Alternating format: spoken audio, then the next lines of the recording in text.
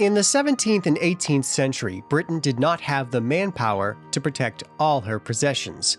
So for well over 100 years, the American colonies embraced the tradition of local militias. In theory, every able-bodied male landowner between the ages of 16 and 60 was required to join.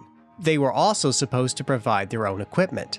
In reality, many couldn't afford to buy a musket, so sometimes musket, shot, and powder would be provided for them.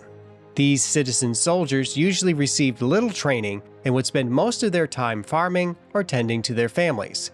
Their main purpose was to be called into action for short periods of time when the local area was under threat. The very best militiamen could sometimes be formed into minute companies.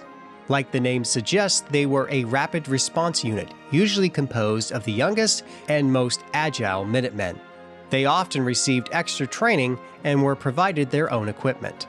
There were also groups called associators. These were similar to the organized militia, except they were strictly volunteers. They were also not state-sanctioned, which led some to act more like loose-knit criminal gangs. During times of war in the colonies, the colonial governors and legislators would raise provincial troops. Unlike the militia, these were paid by the colonial governments and served full-time, though not for life, usually only a campaign season. Another difference was that provincial troops could be landless men, those who had little stake in society. In theory, most were volunteers, but some could also be drafted if their numbers were too low. While they were usually formed into units that were much the same as the British regulars, some were specialized light infantry troops, often referred to as Rangers.